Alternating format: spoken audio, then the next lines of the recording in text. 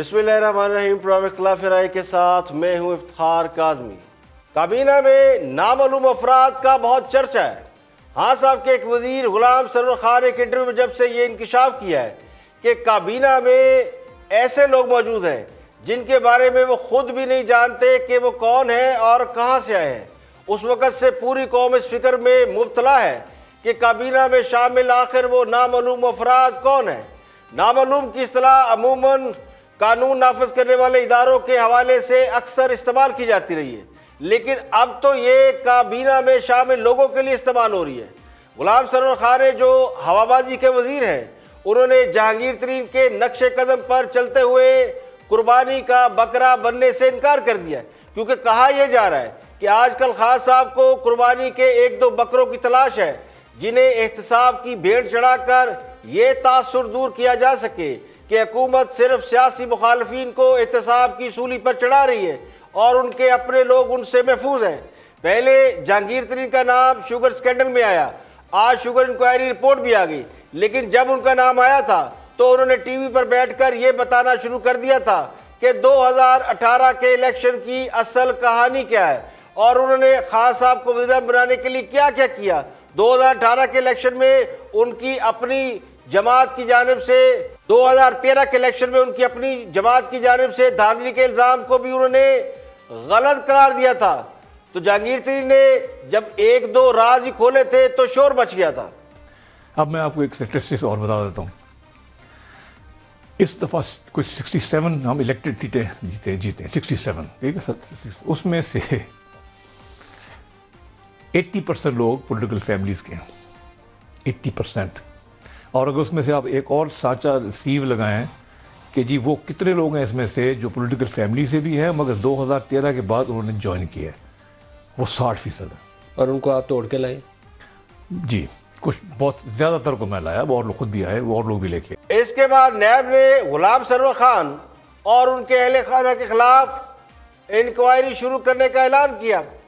आमदन से जायद असासों के हवाले से गुलाम सरवर खान से तफसीलात मांगी। अब चूंकि वो पुराने सियासतदान हैं और हल्के की सियासत से वाकिफ हैं, तो उन्होंने भी सीधा काबीना पर सवाल उठा दिए कि काबीना में नामालूम अफराद शामिल हैं।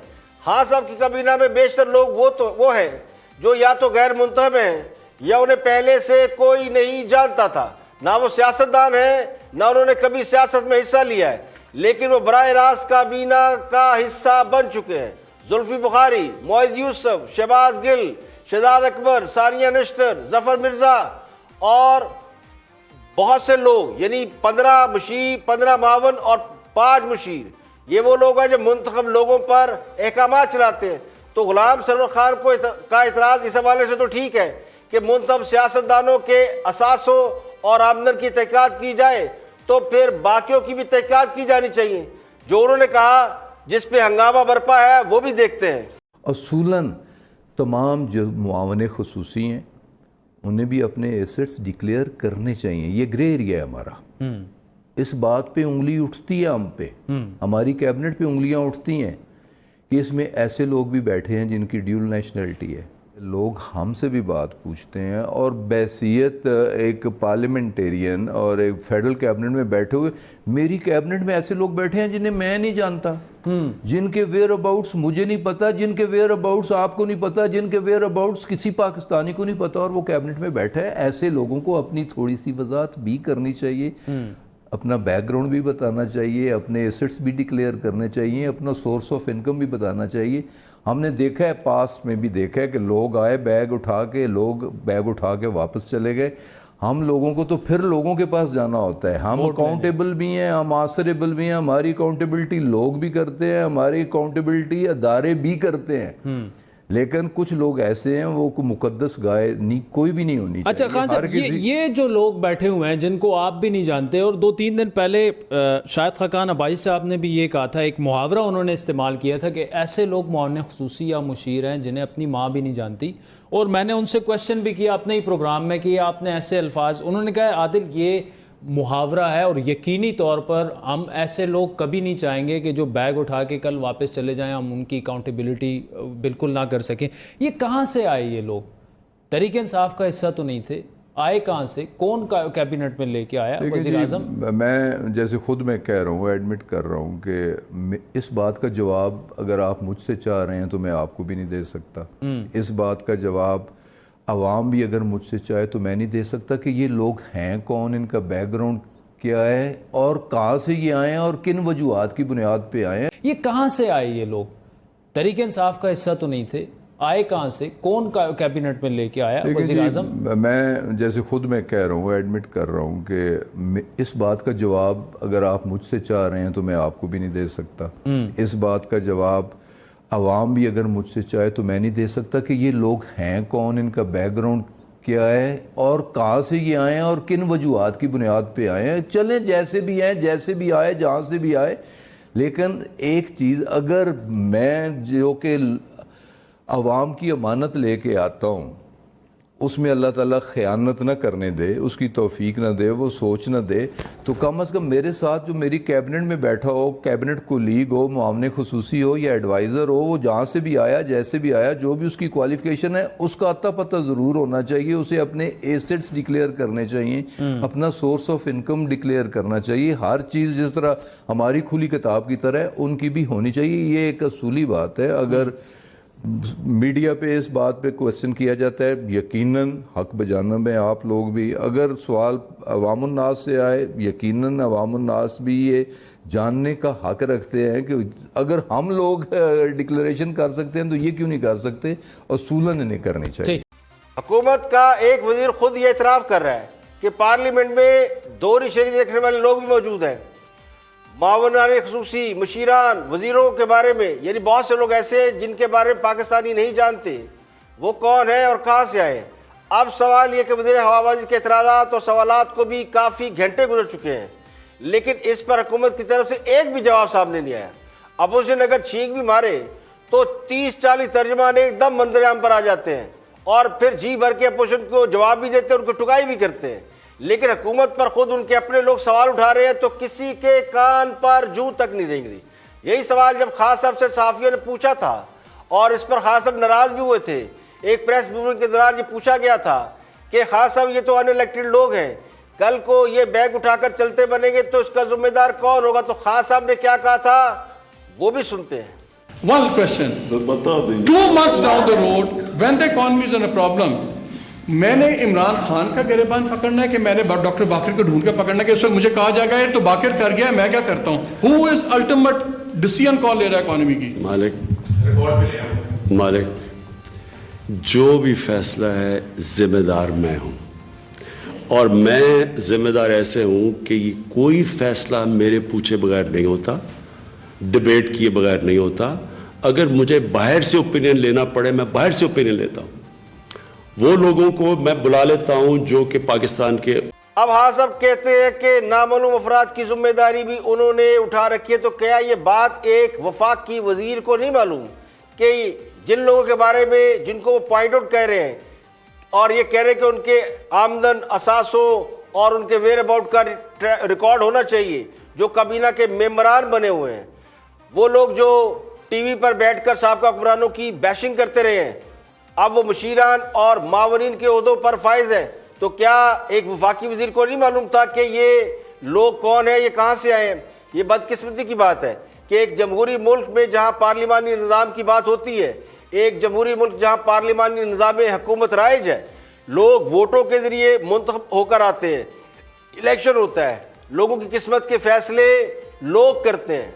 अब उसकी जगह पर हमें यह बताया जा रहा है कि नामालूम अफराद काबज़ हो चुके हैं। ये बात हो तो हुकूमत कह रही है, हम नहीं कह रहे। तो इससे ज़्यादा बेबसी किसी हुकूमत की और क्या होगी कि हुकूमत के लोग ये नहीं बता सकते कि ये नामालूम लोग कहाँ से आए हैं और मुंतखब लोगों पर हावी कैसे हो चुके हैं। और शुगर इंक्वायरी कमीशन की इब्तदाई रिपोर्ट के मुताबिक 9 मिलों को शुगर बहरान का जिम्मेदार ठहराया गया है। जहांगीर तरीन, उमर शहरियार और मूनसलाई को इसका जिम्मेदार करार दिया गया। हुस्न मुख्तियार का नाम इससे पहले रिपोर्ट में शामिल था, लेकिन अब उनका नाम इस रिपोर्ट में शामिल है। 342 सफ़ात पर मुश्तमिल चीनी स्कैंडल की फोरेंसिक रिपोर्ट आज काबीना में पेश की गई, जिसके बाद काबीना के फैसलों के हवाले से एहतसाब के मामून खसूसी शहजाद अकबर और वज़ीर इत्तलात शिबली फराज ने आवाम के सामने ये रिपोर्ट रखने की कोशिश की। नाम किसी का नहीं बताया, लेकिन ये बताया कि जी चीनी स्कैंडल इंक्वायरी रिपोर्ट हुकूमत ने पब्लिक करने का फैसला कर लिया है। इससे पहले जो रिपोर्ट इब्तदाई तौर पर आई थी उसके मुताबिक चीनी में कुछ 100-150 अरब का घपला था, लेकिन उसके बाद फिर इस रिपोर्ट को दोबारा इंक्वायरी के लिए भेजा गया, जिसके बाद इसमें सिर्फ 3 अरब रह गया। तो अब जो रिपोर्ट आई है उसमें शुगर मिल मालकान की टैक्स चोरी, बेनामी खरीदारों और इस तरह की और चीज़ें जो राइट लेफ्ट की चीज़ें हैं वो सब इसमें शामिल कर दी गई है। तो चीनी शुगर स्कैंडल का असल मकसद ये जानना था कि चीनी का बहरान पैदा किसने किया, हु इज़ द रिस्पॉन्सिबल, और ये जो 17 रुपये फ़ी किलो कमाए हैं ये किसने कमाए हैं, किसकी जेब में गए हैं, और ये 8-9 लोगों की जेब में गए हैं। बज़ाहिर ये कहा जा रहा है कि जी ये जिनके नाम इसमें शामिल हैं इन्होंने 16-17 रुपये किलो कमाए हैं, तो क्या ये पैसा हुकूमत आवाम को वापस करेगी, और अगर करेगी तो उसका तरीक़ेकार क्या होगा, इसके बारे में अभी ब्रीफिंग में तो कुछ नहीं बताया गया।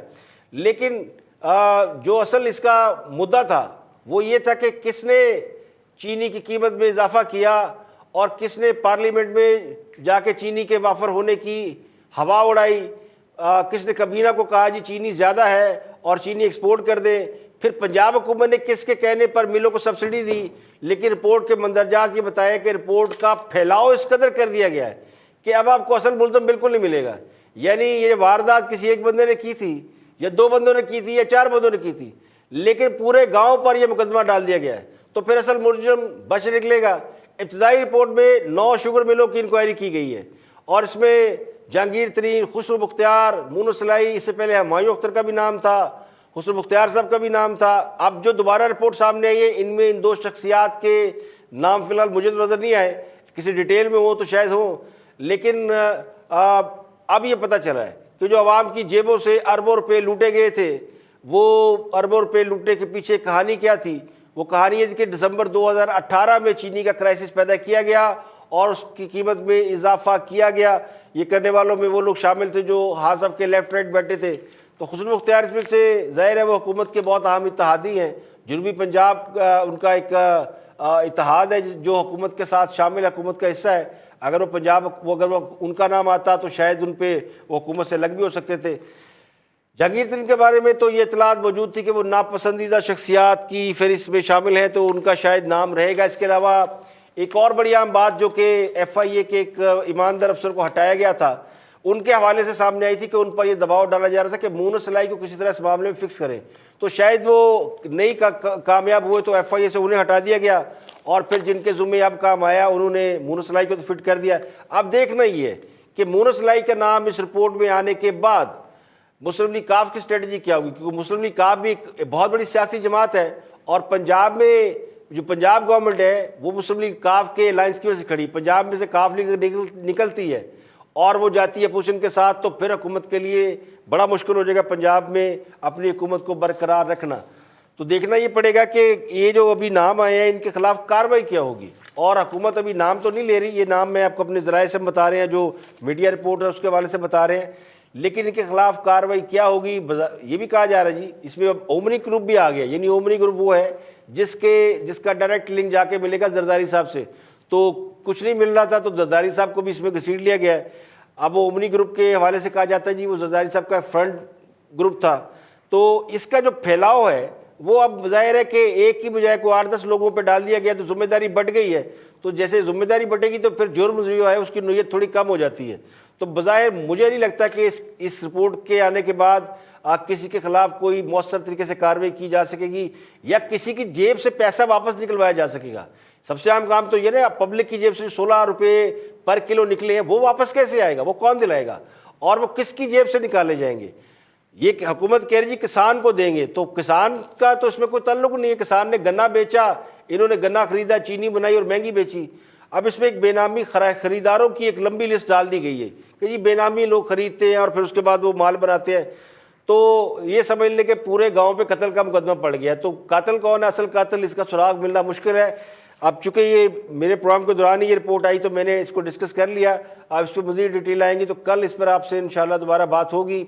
और मुल्क की तारीख में पहली बार 24,000 अरब रुपये के कर्ज की तहकीकात मुकम्मल हो गई। ये तहकीकात जून 2019 में शुरू हुई थी। दराए का दावा 11 महीने के बाद इंक्वायरी कमीशन ने रिपोर्ट मुकम्मल करके वज़ीर-ए-आज़म इमरान खान को पेश कर दिए। 2008 से 2018 तक लिए गए कर्जे और इससे चलने वाले तकरीबन 1000 मंसूबों की तहकीकात की गई हैं, जिन्हें डिप्टी चेयरमैन नैब हुसैन असगर की सरबराही में बनने वाले इंक्वायरी कमीशन ने, जिसमें ISI और हसास अदारों के अरकान शामिल थे, ये रिपोर्ट मुकम्मल की है। हुकूमती ज़राए का दावा ये है कि रिपोर्ट में 1000 अरब रुपए की बेज़ाब्तगियाँ पाई गई हैं, जिन्हें उर्फ आम में घपला कहा जाता है। रिपोर्ट के मुताबिक इन बेकायदगियों की बड़ी वजह तरक्याती मनसूबों के लिए मुख्तस की गई रकम का एक मनसूबे से दूसरे मनसूबे में ट्रांसफ़र किया जाना और बहुत से तरक्याती मनसूबों का मुकम्मल ना होना शामिल है।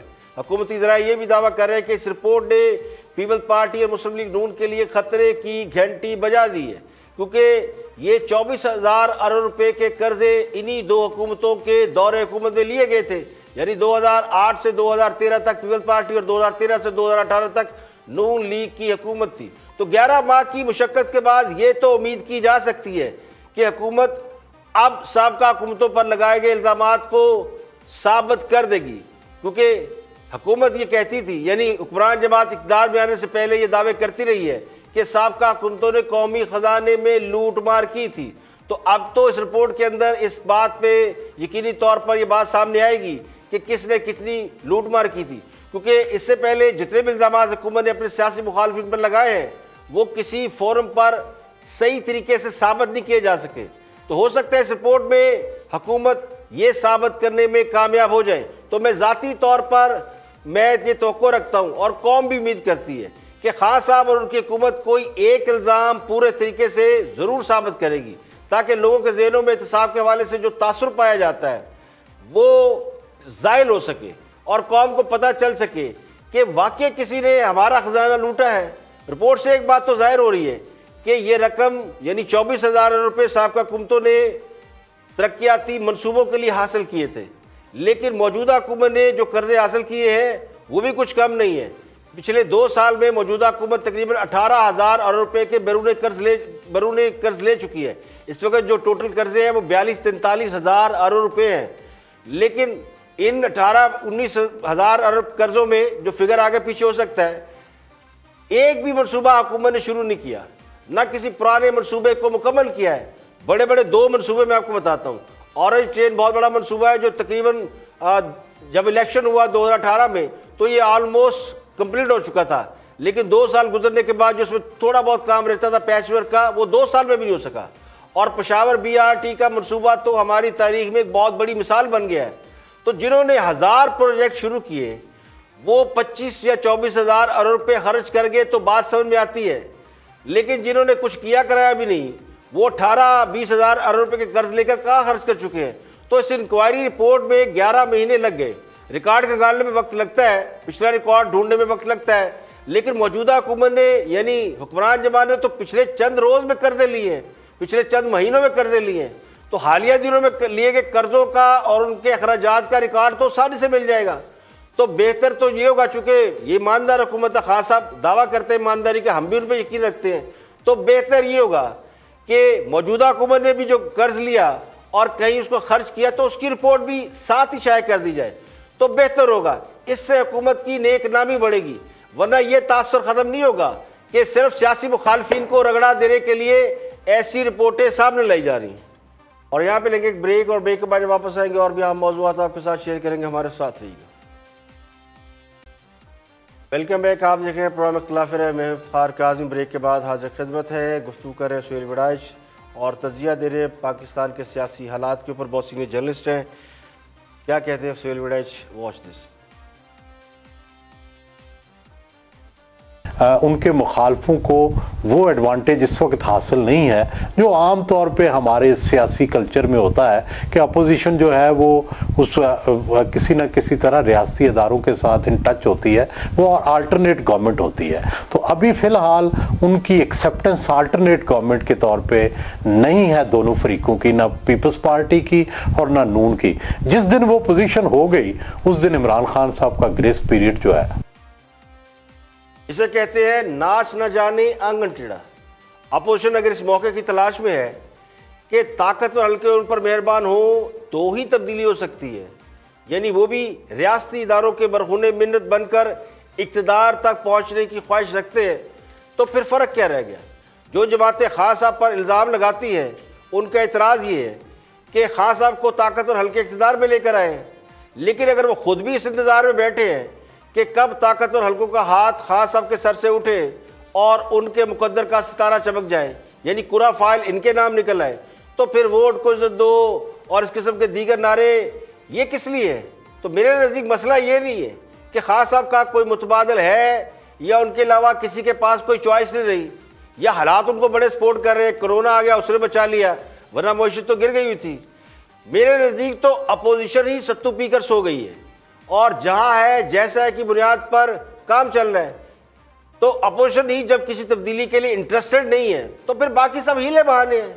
सिर्फ ये कह देना जी चूँकि अपोजिशन को ताकतवर हल्के पसंद नहीं करते या उन्हें नहीं मानते, तो अर्ज ये है कि ऐसे कौन मानता है। अगर सियासी जमातें स्ट्रीट पावर या अवामी ताकत का मुजाहरा नहीं कर सकती, यानी लोगों की सपोर्ट उनके साथ नहीं है और वो लोगों की सपोर्ट नहीं दिखा सकते, तो उसके बगैर इक़्तिदार में आने की कोई भी कोशिश की जाए तो फिर उसे साजिश समझा जाता है।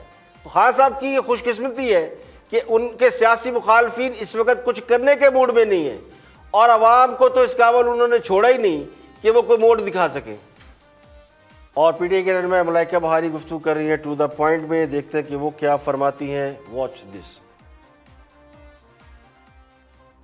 दोनों लिनियज की सियासत के अलम बरदार हैं, रिवायती सियासतदान हैं, इनकी पार्टी में जमहूरियत नाम की कोई चीज नहीं है, और इन दोनों पार्टीज ने अपने मकसद को हासिल करने के लिए पाकिस्तान की आवाम की रिसोर्सेज और पैसे का ज़िया किया है। तो मुझे तो बिल्कुल ये लगता है कि दोनों फ्यूचर में आगे जाकर मिलकर एक यूनाइटेड फ्रंट बनाकर पाकिस्तान की आवाम के सामने खेल सकते हैं। देखिए, मुस्लिम लीग नून के कारकुनान मरियम नवाज को नवाज शरीफ का और पीपल पार्टी के कारकुनान बिलावल भुट्टो को आसफ जरदारी का जानशीन मान चुके हैं, और मुस्तकबिल की सियासत में ये दोनों अहम किरदार अदा करेंगे, इसमें कोई शक नहीं। और इस बात में भी कोई शक नहीं कि पाकिस्तान में जब भी हकीकी जमहूरियत की बात होती है या होगी तो फिर पीपल पार्टी और मुस्लिम लीग नून उसका हिस्सा होंगी। दोनों जमातें इस मुल्क की बड़ी सियासी जमातें हैं। बेशक इस वक्त माहौल उनके हक में नहीं है, लेकिन वो खुद ये समझती हैं कि इस वक्त मुल्क में ना जमहूरियत है ना जमहूरी कल्चर है, और जमहूरी कल्चर वो होता है जिसमें सियासी जमातें एक दूसरे को बर्दाश्त करती हैं, एक दूसरे का नुक्ता नज़र सुनती हैं। बदकिस्मती से हुक्मरान जमात ने यह तासुर पैदा कर दिया है कि अपोजिशन या मुखालिफ सियासी जमात का मतलब बदतरीन या ज़ाती दुश्मन है, यानी कोरोना जैसे बड़े और संगीन मसले पर भी हम कोई इत्तफाक़ राय पैदा नहीं कर सके। तो उसकी वजह सियासी जमहूरी कल्चर का फुकदान है। अगर अपोजिशन जमातें ये समझती है कि मुल्क में सियासी माहौल बंद है, और जब कभी जाके सियासी माहौल खुलेगा और सियासत पर बात होगी, तो फिर पीपल पार्टी और मुस्लिम लीग नून दोनों मुल्क की सतह पर बड़ी सियासी जमातें हैं, लेकिन दोनों के नज़रियात और हुकूमत करने के तरीके में फ़र्क है। ये मुमकिन नहीं कि दोनों मिलकर इलेक्शन लड़ेंगे, लेकिन दोनों मिलकर सियासत का माहौल बेहतर कर सकते। तो मेरा ख्याल है यही बात हो रही है कि बिलावल और मरियम नवाज फ्यूचर पॉलिटिशियन है। आज भी मैं समझता हूँ कि हुक्मरान जमात सियासत को अगर दुश्मनी में तब्दील करने का तासुर न देती और सारी मुतहम जमातें और नुमाइंदे मिलकर बैठ सकते थे, मुल्क की मफाद में हम फैसले किए जा सकते थे। लेकिन जिनको सियासत का कोई अता पता नहीं है, सियासी तरबियत हुई नहीं, सियासी माहौल का भी इल्म नहीं है, जमहूरी रवायात का भी इल्म नहीं है, पार्लियामेंट की कोई इज्जत नहीं करते, तो फिर उनसे जमहूरी तरीक़ेकार और सियासत का गिला शिकवा करना बनता नहीं है। आगे बढ़ते और बात करते हैं वफाकी वज़ीर शेख रशीद साहब के हवाले से, जो बड़े अरसे से दावा कर रहे हैं कि ईद के बाद जो है वो दोनों तरफ से एहतसाब होगा और पता नहीं क्या कुछ हो जाएगा। शेख रशीद दावे तो बहुत करते हैं, तो उनका दावा किस तनाज़र में देखते हैं। कामरान खान के साथ गुफ्तगू कर रहे हैं शेख रशीद। वो तो जेलों में ही रहे, और जिन्होंने मनी लॉन्ड्रिंग की थी वो थोक के भाव से सबकी ज़मानतें होंगी सिंध में। सो अब सुप्रीम कोर्ट में ये भी केस जाएगा और ये भी फैसला होगा कि भाई ये क्या इसको इंसाफ को मद्देनज़र रखा गया है कि या इसमें कोई ख़ास रियायत बरती गई है। सो मैं ईद के बाद जो 2 महीने हैं 60 दिन हैं उनको काफ़ी इम्पॉर्टेंट देख रहा हूँ, और मेरे ख़्याल में 31 जुलाई तक बहुत सारे नैब के केसेस का ऊंट किस करवट बैठेगा ये पता लग जाएगा, लेकिन ये मैं श्योर हूं कि ये केसेस दो तरफ होंगे, एक तरफ नहीं होगा।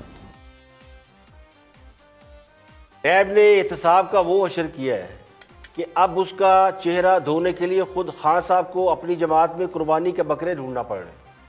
शेर रशीद समेत हुक्मरान जमात के एक धड़े का ख्याल ये है कि लोगों को अब एहतसाब पर कोई यकीन नहीं रहा, एहतसाब से यकीन उठ गया है। लोग ये मानने को तैयार नहीं है कि अपोजिशन पर जितने इल्ज़ाम लग रहे हैं वो दुरुस्त हैं। लोग यही समझते हैं कि अपोजिशन के खिलाफ महज इंतकामी कार्रवाई की जा रही है, आम तासुर है। अब शहजाद अकबर साहब रोज़ाना शहबाज शरीफ के खिलाफ जितनी मर्जी प्रेस कॉन्फ्रेंस कर लें, जितने मर्जी चेक ले रहे हैं, लोग सच मानने को तैयार नहीं है। इसलिए कहीं ना कहीं सोचा जा रहा है कि कुछ अपने लोगों की भी कुर्बानी दे दी जाए। लेकिन यहाँ भी एक मुश्किल पेश आ गई है कि जिस पर हाथ डालते हैं वो हुकूमत के कच्चे चट्टे खोलना शुरू कर देता है।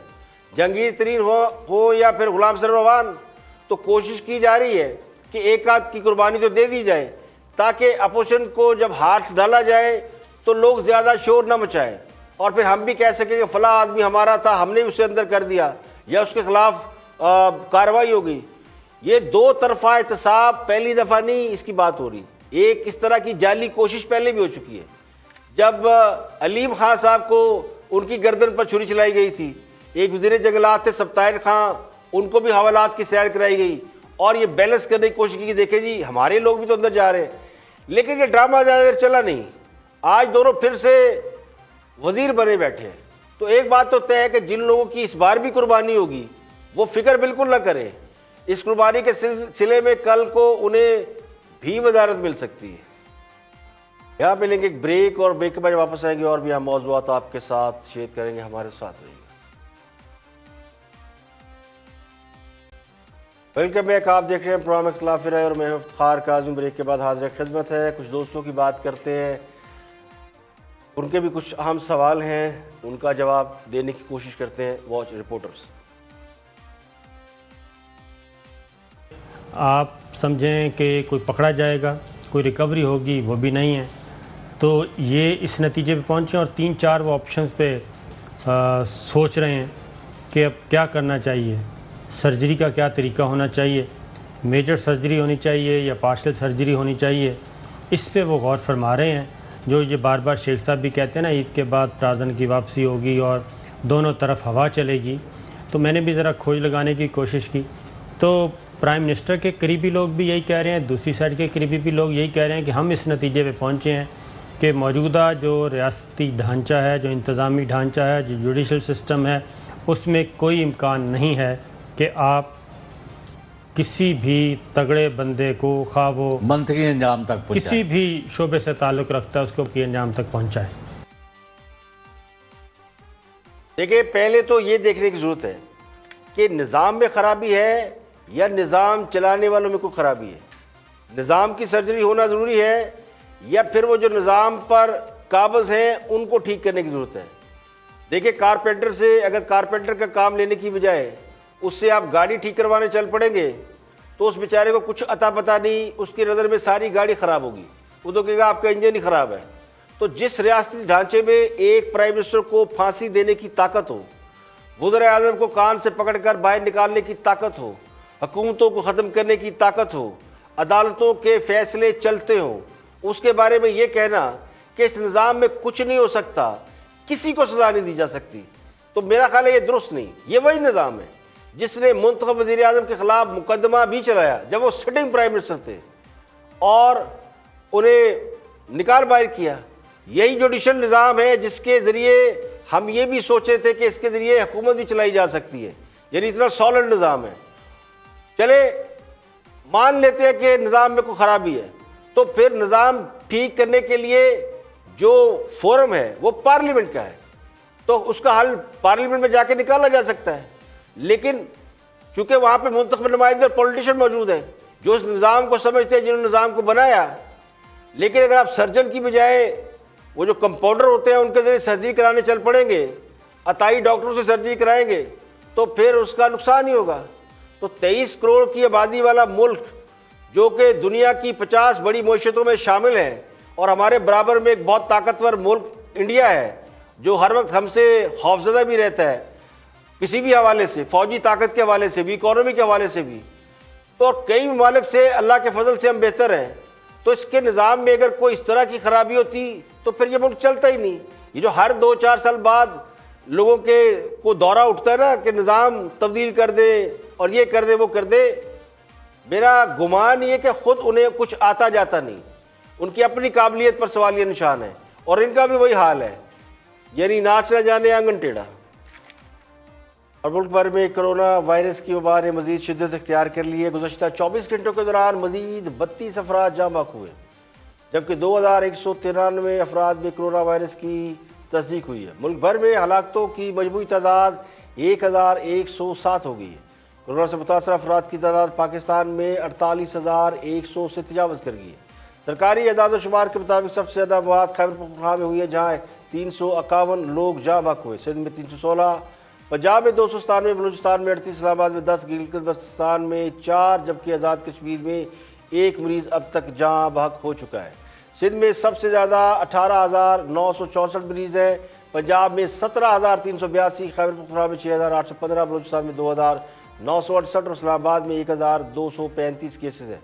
लाहौर एयरपोर्ट पर करोड़ों रुपए की मालियत की कोरोना वायरस से बचाव की हिफाजती किट्स फुटवेयर की आड़ में बरतानिया स्मगल करने की कोशिश नाकाम बना दी गई, यानी ये माल पकड़ा गया। दुनिया भर में गुज़श्ता 24 घंटों के दौरान 1,06,000 नए कोरोना केसेस रिपोर्ट हुए हैं, जो एक दिन में कोरोना से मुतासर होने वाले मरीजों की सबसे बड़ी तादाद है। दुनिया भर में इस वक्त 50,58,000 अफराद कोरोना से मुतासर हैं। 3,30,000 लोग हलाक हो चुके हैं। 20 लाख से ज़ायद अफराद सेहतयाब भी हुए। तो अमरीका में कोरोना वायरस से मुतासर मरीजों की तादाद 15 लाख से तजावज़ कर गई है, जबकि हलाकतों की तादाद लगभग 95,000 है। ब्राज़ील दूसरे नंबर पर है, जहां एक ही दिन में 21,000 नए मरीज सामने आए। हलाकतों की तादाद 18,000 तक पहुंच गई है। बरतानिया तीसरे नंबर पर है, जहां कोरोना से 24 घंटों के दौरान मजीद 363 मौत रिकॉर्ड हुई है। बरतानिया मरने वालों की तादाद 35,704 हो गई। इटली अमवात के साथ, यानी 161 अमवात के साथ इटली में 32,330 लोग हलाकतों में शामिल। स्पेन में कोरोना से मजीद 110 अमवात हुई है। स्पेन में मरने वालों की तादाद 27,888। ईरान में मजीद हलाकतों के बाद तादाद हो गई 7,183। रूस में भी मजीद 135 अमवात हुई है। कुल तादाद 2,972 हो गई। भारत दुनिया का चौथा बड़ा मुल्क बन गया, जहां कोरोना के मरीजों की तादाद 1 लाख से तजावज़ कर गई है। भारत में कोरोना के मरीजों की तादाद 1,12,000 से ज़्यादा है और 3.5-4 लोग भारत में कोरोना के बायस जो है वो चल बसे हैं। सऊदी अरब में भी मरीजों की तादाद 62,500, कतर में 37,000 हो चुकी है। आजकल इतने, कल फिर हाजिर होंगे मजीद खबरों, तबसरों, तस्वीरों के साथ। प्रोग्राम खिलाफ ऐसे इफ्तिखार काज़मी को इजाज़त दें। अपना बहुत बहुत ख्याल रखिए।